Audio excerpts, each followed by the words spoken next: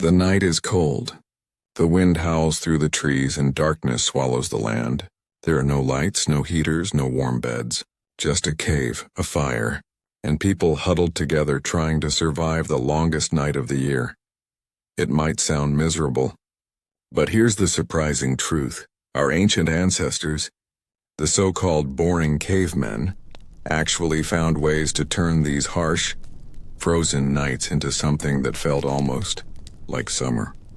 They laughed, they ate, they told stories, and they made the coldest season of the year bearable, even beautiful. How?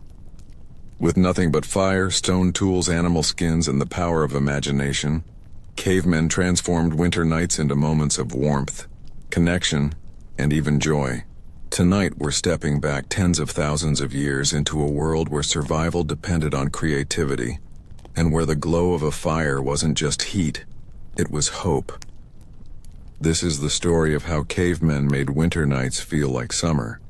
To understand how cavemen turned winter nights into something almost magical, we first need to step into their world. Close your eyes and imagine it. The year is thousands of years ago. The land is locked in ice. Snow lies heavy on the ground. The rivers are frozen and the trees groan under the weight of frost. The sun, when it appears at all, is weak and pale, and the nights seem endless. For our ancestors, winter wasn't just a season. It was a battle. Every night felt like a fight for life itself. They had no electricity, no soft beds, no thick walls to keep the cold away. The only shield they had was their resourcefulness, their ability to use whatever nature provided. Shelter was simple. A cave might protect them from the worst of the wind, but the stone walls were cold to the touch. Inside, the air was damp and heavy, the kind that clings to your skin. Sometimes they built huts with branches, bones, and hides stretched tight, but even then the cold crept in. To sit in that darkness with only the sound of your own breathing must have felt like waiting for the night to swallow you whole. Clothing came from animal skins, stitched together with sharp bone needles and sinew threads. Furs were layered to trap heat, but there was always the risk that wet snow or icy rain could soak through. And once the body was wet in sub-zero temperatures, the danger was real. Hypothermia didn't forgive mistakes, food was scarce. The earth gave nothing in winter. Berries were gone, plants were buried under snow, and hunting became a gamble. Large animals like mammoths or bison roamed, but catching them required immense skill, teamwork, and luck.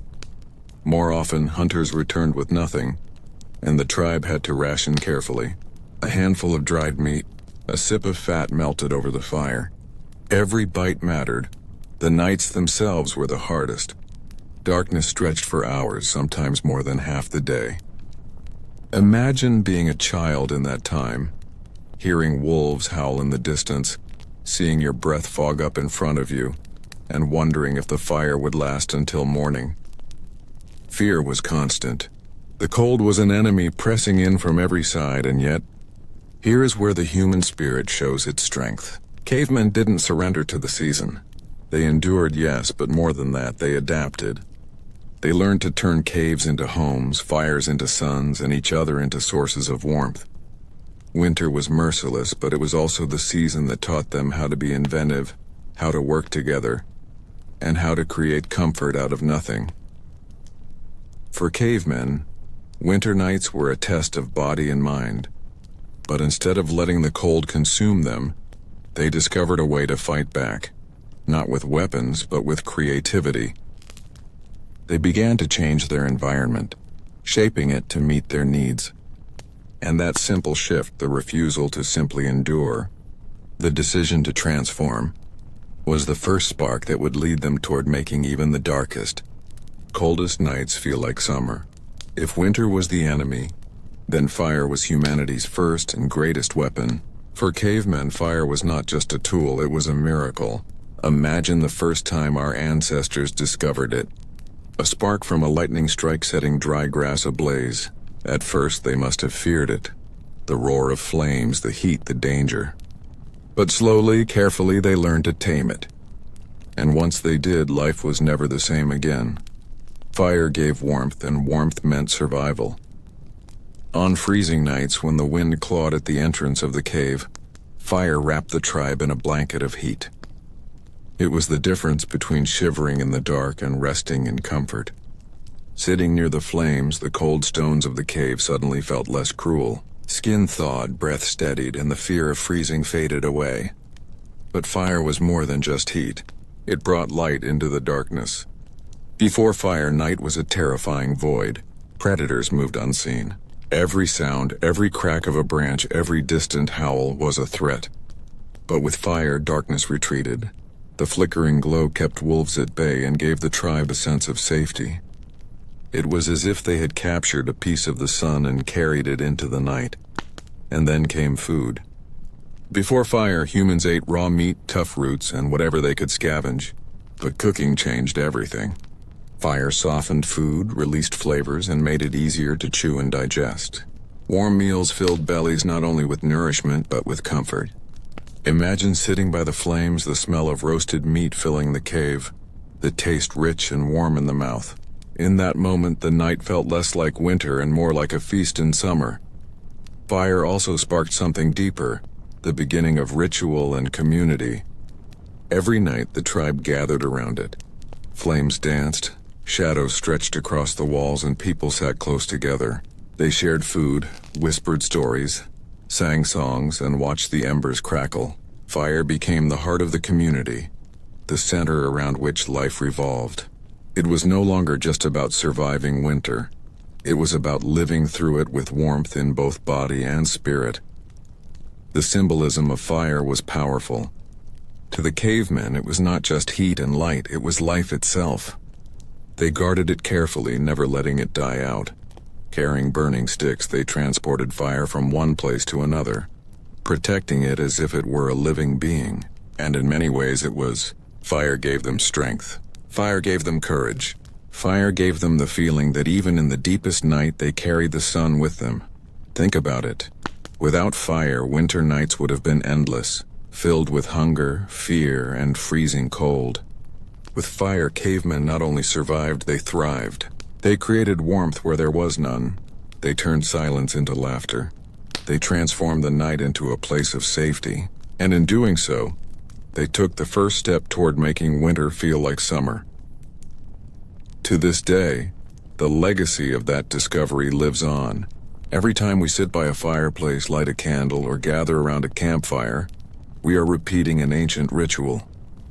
We are remembering the moment our ancestors first bent the night to their will. Fire wasn't just a tool.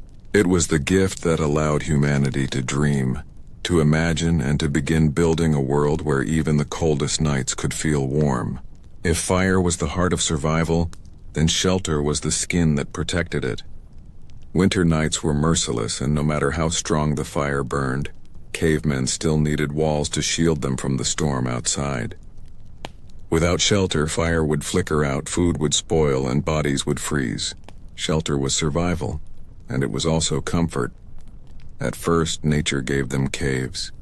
Dark, damp, and sometimes dangerous, caves were not perfect, but they offered one priceless thing: protection from the wind. A cave could turn the sharp bite of icy air into a dull ache, and when firelight filled the hollow, stone walls reflected back some of the warmth. Families huddled close inside, turning the cave into something more than a hollow in the rock. It became home. But cavemen were not passive. They didn't just hide in caves, they built. Across icy plains, they constructed shelters with what they had at hand. In places where mammoths roamed, hunters used the massive bones to build frames, draping them with thick hides for walls and roofs.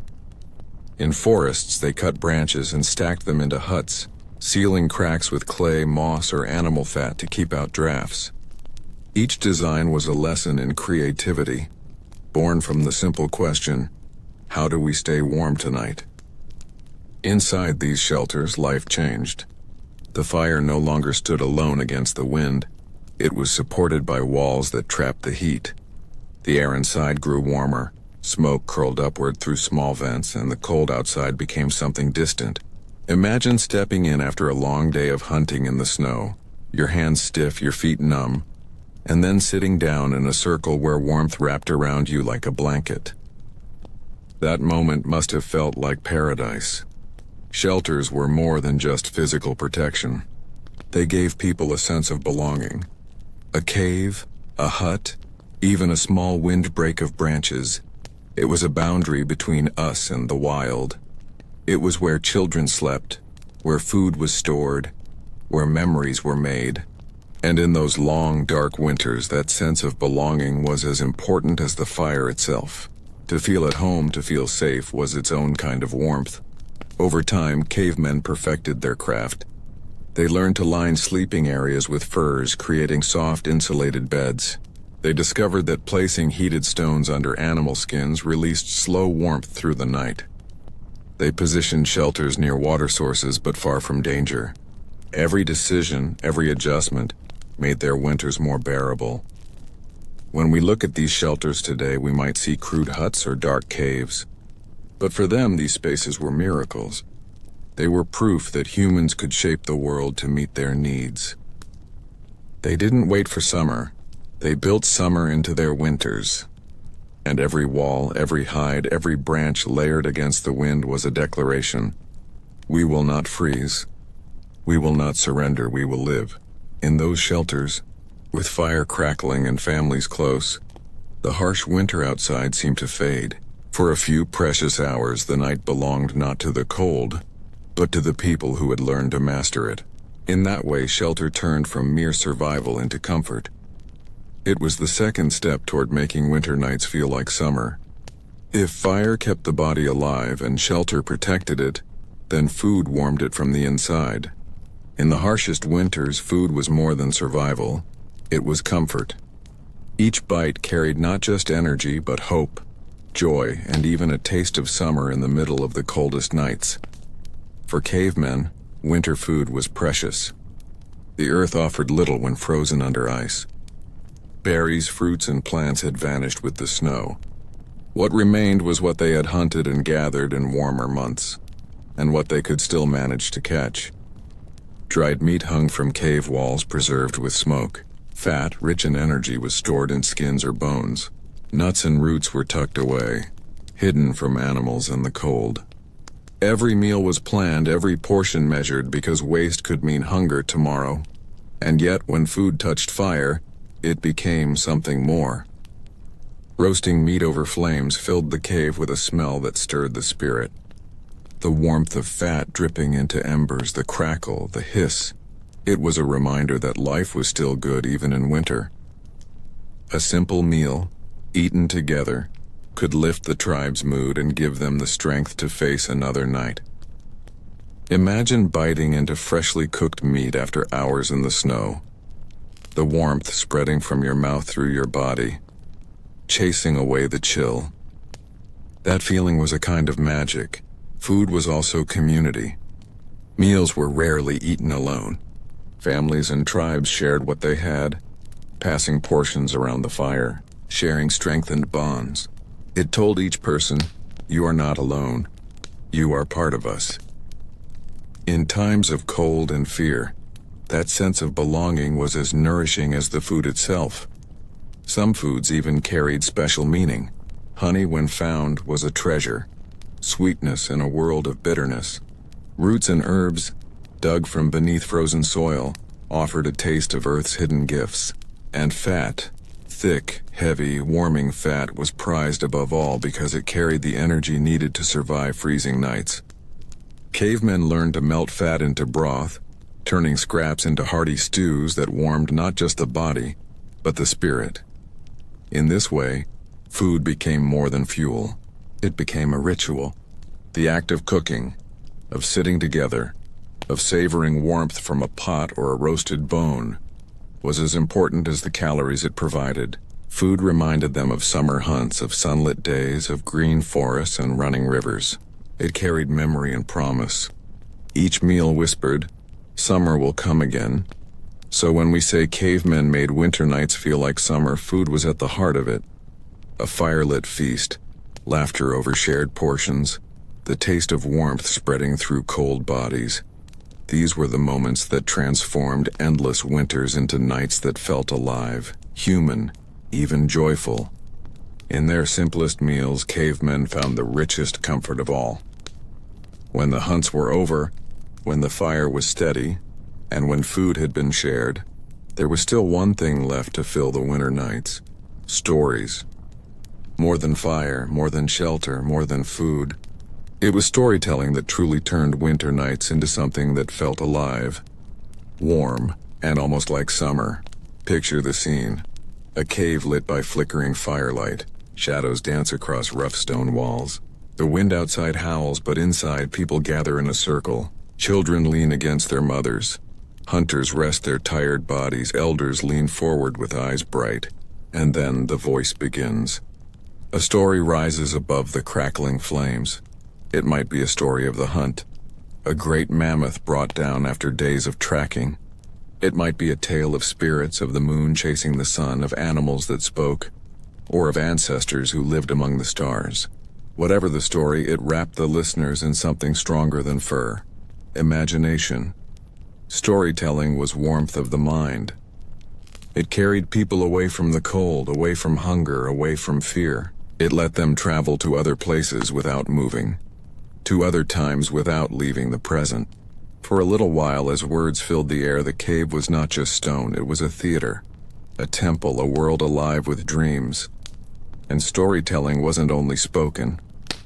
Sometimes it was sung. Simple rhythms made by tapping sticks or bones together turned into music. Flutes carved from bird bones whispered haunting notes that echoed through the cave. The fire became a drum, its crackle blending with human rhythm. Voices rose together, creating chants that carried through the night. In those sounds, people found unity, and fear faded into laughter, into song, into joy. There were also pictures. On walls of caves, deep in hidden chambers, our ancestors painted. With charcoal, ochre, and clay, they sketched animals, hunts, and symbols. These weren't just decorations, they were stories written in color. Imagine a child falling asleep in the glow of firelight, looking up at a painted bison on the wall, dreaming of the hunt to come. The art was a promise: when we live, we endure. We will remember. For the children, these stories shaped identity. They learned not just how to hunt or gather, but who they were. They learned about ancestors, about the world, about what was sacred. For the adults, stories were entertainment, yes, but also wisdom passed down. They carried lessons: where to find water, how to read the stars, what dangers lurked beyond the horizon. A good story could save lives, but perhaps the greatest power of storytelling was that it gave warmth without fire. Words kindled the imagination, and imagination kindled hope. You could be cold in body, but when a story painted summer in your mind, the sun on your skin, the green of forests, the rush of rivers, you felt warm again. For a time, the harsh winter outside ceased to exist. It is no accident that even today in our warm homes with electric lights, we still gather for stories. We watch movies, listen to podcasts, read books, and sit by fires telling tales. The tradition is ancient. It began with cavemen sitting in the dark, discovering that words could chase away the cold as much as flames. So, when we ask how cavemen made winter nights feel like summer, the answer is not only fire or shelter or food. It is this: they discovered the power of story. With words, with song, with art, they turned survival into culture. They transformed cold nights into warm memories. And they lit not only the cave with firelight, but the human spirit with imagination. Winter was long. Winter was cruel. But in the glow of the fire, with stories echoing through stone walls, winter also became a season of dreams. And in those dreams, cavemen found a kind of summer that never faded. If fire gave heat and food gave strength, then community gave warmth of the heart. For cavemen, winter nights were not just about surviving the cold. They were about surviving together. Alone, a person could freeze. But with others huddled close, sharing, laughing, and protecting one another, winter became bearable. It even became beautiful. In those caves and huts, closeness was not optional. It was essential. Families and tribes gathered tightly around the fire, pressing shoulder to shoulder, fur to fur. Children curled into their parents' arms, Elders leaned against the strong backs of hunters, and everyone shared body heat as naturally as they shared food. The simple act of being together created warmth. It was not just physical, it was emotional. To belong was to feel safe. To belong was to feel warm. Every night bonds grew stronger. People shared stories of the hunt, sang chants together, and celebrated victories. They laughed at mistakes, teased one another, and comforted those who felt fear. In the harsh silence of winter, this noise of togetherness was like music. It filled the cave not just with sound, but with life. Cooperation was survival. One person might prepare hides for bedding. Another might tend the fire, adding wood and embers. Hunters brought meat, gatherers brought roots, and mothers nursed children. Everyone had a role. Everyone contributed. In this way, no one carried the burden of winter alone. And because of this, even the smallest cave could feel as warm as summer. It was filled with people who needed one another, trusted one another, and lived for one another. Winter also deepened traditions of care. Elders passed down wisdom, not only through stories, but through touch, guidance, and memory. They reminded the young of hunts past, of winter survived, of hope still ahead. Children learned not just skills, but values, loyalty, sharing, courage. Winter nights became classrooms of survival, where love and respect were as vital as tools and fire. And when grief came, when someone was lost to the cold or the hunt, the tribe carried sorrow together. Mourning was shared just as laughter was. This too was warmth, the comfort of not suffering alone. In grief, they found unity. In unity, they found the strength to keep going. Community made winter nights feel alive. It turned silence into song, fear into laughter, cold into closeness, and more than anything else, it gave cavemen a sense of belonging to something greater than themselves. When the fire burned low, when the storm raged outside, when hope seemed thin, it was the presence of others. The sound of breathing nearby, the touch of a hand, the warmth of bodies close, that made survival possible. In this way, cavemen discovered something timeless. Warmth is not only fire, food, or shelter. Warmth is each other. And that truth is why, thousands of years later, we still gather in families, in communities, in friendships, seeking not just heat, but connection. It is the oldest comfort we know, and it began on those long, cold nights when cavemen held one another close and made winter feel like summer. Firelight flickering on stone walls, shadows dancing like spirits.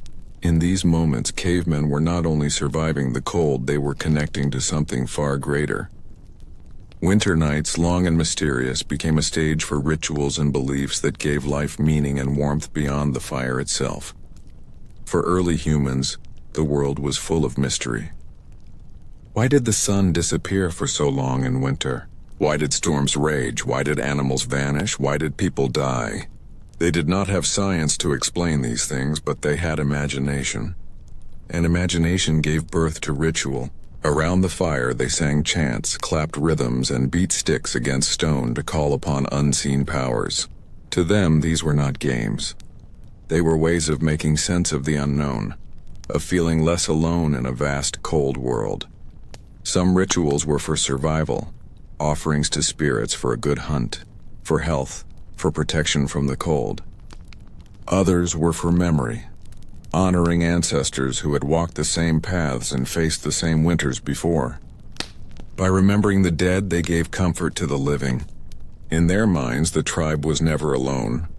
The ancestors were still there, watching from the shadows, guiding them through the night. The cave walls themselves became canvases of belief.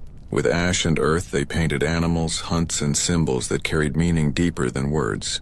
These images were not decorations. They were prayers, hopes, and reminders that the world was alive with mystery. When the firelight hit those paintings, the creatures seemed to move, as though the spirits themselves had stepped into the cave to join the tribe by the fire. Winter nights, with their silence and darkness, gave these rituals even more power. When the wind howled outside and the cold pressed against the walls, rituals turned fear into courage. A chant could echo louder than the storm. A prayer could make a child believe that morning would come. Belief was warmth. Belief was light. These practices were not empty traditions. They gave cavemen something essential: hope. Hope that tomorrow the hunt would succeed. Hope that the sun would return. Hope that their struggles had meaning. In a world where every day was uncertain, this hope was as important as food or fire. Even in grief, rituals offered comfort. When someone died, their body might be laid carefully in the earth, surrounded by tools, beads, or flowers. This showed that they believed death was not the end, but a passage. Such beliefs made loss bearable. They told each other, "Our loved ones are still with us, just in another form, another place." That thought gave strength to carry on, to face another night, another winter. For cavemen, rituals and beliefs turned survival into something greater than survival.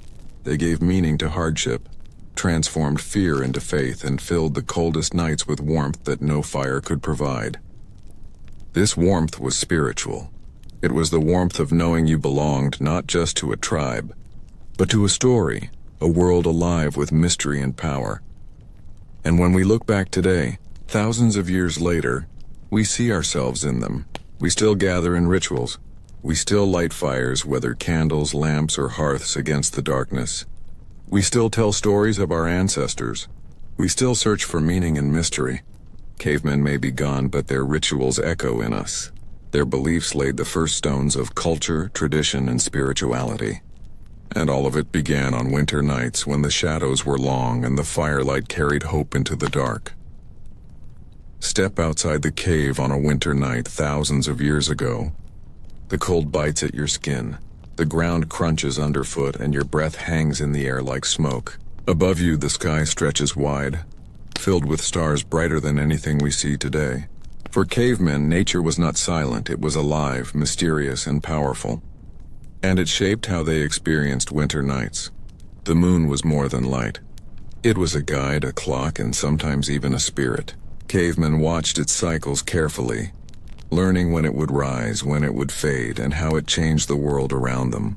A full moon made the night almost as bright as day, casting silver light across the snow, making hunts possible even in the dark. For children, it was a comfort, proof that the sky was watching over them. For elders, it was a symbol, reminding them that light always returns after darkness. The stars, too, carried meaning. Patterns in the sky were like stories written above them. Some may have guided hunters, pointing the way back home. Others became myths, animals frozen in the heavens, ancestors watching from above. On the longest nights of winter, when the fire inside the cave burned low, people could look upward and feel part of something vast and eternal. The stars gave them perspective. They told the tribe, "The world is big, but you belong to it." Even the sounds of winter nights were part of the experience. Wolves howled in the distance, their cries both terrifying and thrilling. The crack of ice on a frozen river, the whisper of wind through bare branches, the sudden flap of wings. All these sounds reminded cavemen that life pulsed even in the coldest months. Nature's voice was everywhere, filling the silence with warnings, rhythms, and wonder. But perhaps most importantly, nature taught cycles. Winter always felt endless in the moment. Yet cavemen learned that after the longest night, the sun slowly returned. The days grew brighter, the cold softened, and the animals returned. By watching the seasons, they found hope. The harshest cold was temporary. Survival through winter was not just about endurance, it was about believing that spring would come again. Nature also gave them beauty. Snow sparkling like tiny stars on the ground, icicles glowing in firelight like glass, frost etching delicate patterns onto stone and bone. These small wonders may have been unnoticed in the daily struggle, but for moments, quiet moments, they must have felt like gifts. Beauty was warmth too, a reminder that even in hardship the world could be kind. In many ways, nature was both enemy and ally. It brought the cold, but it also gave the sun. It threatened with storms, but it also offered guiding stars. Cavemen learned to read these signs, to live in harmony with the rhythms of the earth. And in that harmony they found peace. They did not control nature, but they belonged to it. This belonging turned fear into respect, respect into tradition, and tradition into survival. When we think of winter nights for cavemen, it is easy to imagine only the struggle, the cold, the hunger, the danger. But look closer and you see something else. A sky full of light, a world full of sounds, a cycle full of promise. Nature, in all its harshness, gave cavemen not just challenges but also wonder. And that wonder made the nights feel warmer, brighter, and filled with meaning. Even today, when we step outside on a clear winter night, we feel some of what they felt. The sharp cold, the bright stars, the pull of the moon. It connects us to them across thousands of years. For cavemen, nature was never background, it was the stage, the teacher, the spirit of life itself. And in its presence, winter nights did not feel empty, they felt alive. Thousands of years may separate us from cavemen, but their winter nights still live within us. Their fires may be gone, their caves long silent, yet the lessons they left behind echo in our homes, our traditions, and our hearts. To understand how cavemen made winter nights feel like summer is to understand something timeless about being human. First, there is fire. We may no longer gather around open flames in caves, but we still seek warmth together, around fireplaces, candles, or even glowing screens. Fire was not just heat. It was light, safety, and connection. Today, when families gather around a Christmas tree, a New Year's bonfire, or even a campfire on a cold night, they are echoing that ancient act, using light to push away darkness. Then there are stories. Cavemen told them by firelight. We tell them through books, films, and conversations. The need is the same, to share knowledge, to entertain, to bind people together. Every bedtime story read to a child, every tale told during a family gathering, every movie watched on a winter evening continues that same ritual. Storytelling is one of the oldest forms of warmth we know, and it was born in caves. Community, too, is a lesson that never fades. Cavemen survived by staying close, by sharing food, laughter, and burdens. Today we feel the same pull. In the cold of winter, people still gather. Friends visiting friends, families cooking together, neighbors helping one another. Even in the modern world, we instinctively know what they knew, that together the cold feels less sharp, the night less lonely. Rituals and beliefs, too, carry forward. Cavemen had chants, paintings, and offerings. We have holidays, traditions, and ceremonies. Whether religious or cultural, these practices give meaning to long, dark nights. They remind us that hardship is not the end, that cycles of darkness always give way to light. Their rituals shape the very beginnings of culture, and we carry that forward every time we celebrate, pray, or simply reflect during winter nights. Nature's role has never vanished either. Cavemen read the stars and the seasons. We still look upward in wonder. Even with city lights dimming the heavens, a clear winter night can stop us in our tracks. The same awe they felt under the stars, the same hope they found in the returning sun, we feel it too. The rhythm of nature is still our rhythm, whether we notice it or not. The legacy of cavemen is not about tools or caves or hunts alone. It is about resilience, creativity, and the human ability to find warmth where none seems to exist. They remind us that survival is more than enduring. It is about turning struggle into meaning, turning darkness into light, turning winter into summer through spirit and imagination. And perhaps the greatest lesson is this: technology changes, but humanity does not. The same needs drive us: warmth, safety, belonging, hope. Cavemen found them with fire, fur, and story. We find them with electricity, comfort, and tradition, but the essence is unchanged. We still fight the cold, still chase the light, still seek one another. So when you wrap yourself in a blanket on a long winter night, when you light a candle, tell a story, or sit with loved ones, remember, you are not so different from them. You are living the same truth they discovered long ago. That warmth is not just temperature, but connection. That light is not just fire, but hope. That survival is not just about enduring, but about living together. This is the legacy of cavemen. Not just how they survived winters, but how they made them feel alive. How they turned the darkest nights into moments of joy. And how they left us a gift that still burns within us. The ability to find warmth in the coldest times. To make even winter nights feel like summer. From the crackle of fire in a dark cave to the sparkle of stars above, cavemen discovered a secret that still lives in us today. Winter nights do not have to be cold, lonely, or empty. They can be filled with warmth, laughter, hope, and meaning. With nothing but fire, fur, food, and one another, they turned survival into life. They turned darkness into comfort. They turned winter into something that at times even felt like summer. Their lessons are not lost in the past. We carry them every day. Every time we gather as a family, every time we share stories, every time we find hope in dark times, we are echoing what they once did. Cavemen may be gone, but their wisdom remains. They showed us that true warmth is not only in the fire, it is in people, in community, in belief, in the beauty of the world around us. And that is why their nights, long and cold, were also nights of light, laughter, and life. They remind us that humanity has always been resilient, always been creative, and always found a way to make the harshest seasons feel bearable, even beautiful. So tonight, as you close your eyes, imagine that ancient fire flickering in the cave. Imagine the stories whispered, the stars shining, the children laughing, the hunters resting, the elders chanting. Imagine the warmth that filled the air despite the icy winds outside. That is our story. That is your story.